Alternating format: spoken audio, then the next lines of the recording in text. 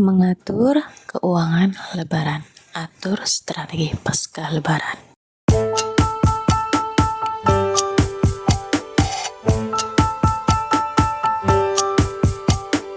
Bismillahirrahmanirrahim. Halo semuanya, kembali lagi di YouTube channel aku, Mama Al Gibran. Welcome to my back to channel. Oke, di video kali ini saya mau membagikan seputar teori mengenai mengatur keuangan Lebaran, dan dimana nantinya saya mau spill keuangan Lebaran aku di tahun 2024. Oke, masuk pada intinya, mengatur keuangan Lebaran. Bagaimana bunda-bunda, momis-momis, apakah sudah mempersiapkan keuangan lebarannya ataukah sudah mengatur strateginya untuk menghadapi Idul Fitri tahun 2024, dan apakah sudah berjalan challenge tabungan lebarannya? Semoga kita semua diberikan kelancaran dan diberikan kemudahan untuk menyelesaikan challenge-challenge untuk memenuhi kebutuhan lebaran. Amin ya robbal alamin.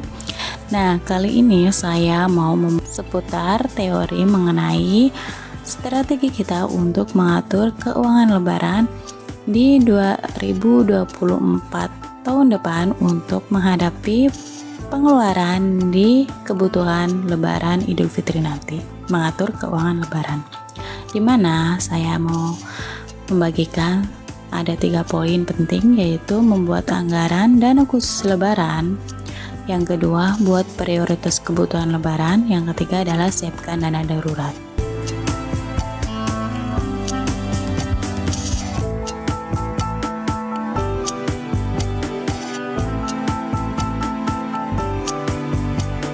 Dan poin pertama di sini yaitu membuat anggaran dana khusus lebaran, mengatur keuangan saat lebaran untuk persiapan kebutuhan lebaran, mencegah pembengkakan pengeluaran.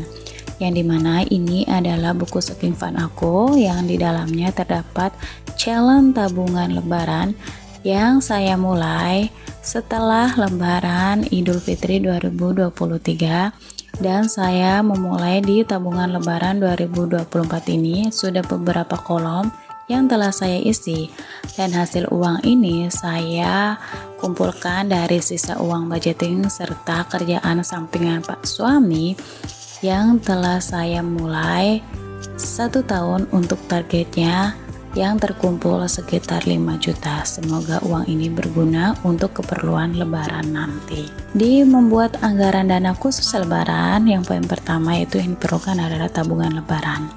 Untuk berapa rupiahnya, ini adalah 3 poin pentingnya, yaitu tentukan target batas waktu, 2, tentukan target nominal uang challenge, yang ketiga yaitu konsisten serta disiplin.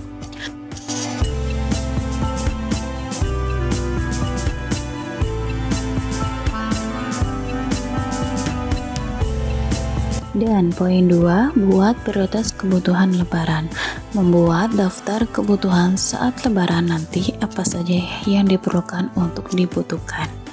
Yang nomor 2 ini yaitu buat prioritas kebutuhan lebaran. Misalnya di sini itu adalah kebutuhan yang benar-benar diperlukan saat lebaran.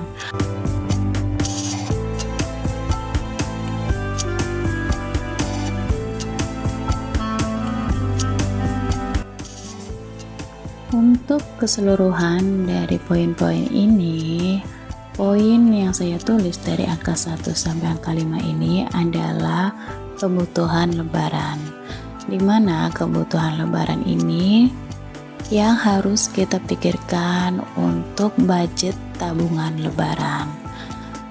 Yang dari keseluruhan ini, baju lebaran, uang THR, paketan lebaran, anggaran servis motor atau mobil buat mudik, dana lainnya adalah keperluan dari nominal tabungan lebaran yang harus kita targetkan untuk berapa rupiahnya di challenge tabungan lebaran.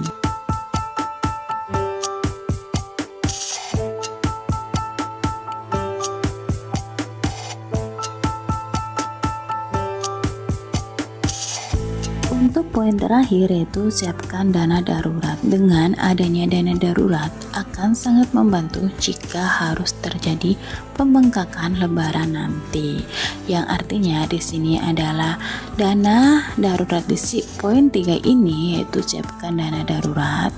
Dari keseluruhan contoh ini saya mempersiapkan untuk di tabungan dana darurat dengan nilai nominal 1 juta untuk membantu supaya nanti jika memang challenge kita tidak terpenuhi ataupun challenge kita terpenuhi dengan pengeluaran yang benar-benar membludak di saat lebaran nanti, kita bisa mempersiapkan dana darurat ini untuk menutupi kebutuhan lebaran nanti, sehingga uang budgeting kita aman tanpa boncos sama sekali untuk di keperluan lebaran nanti.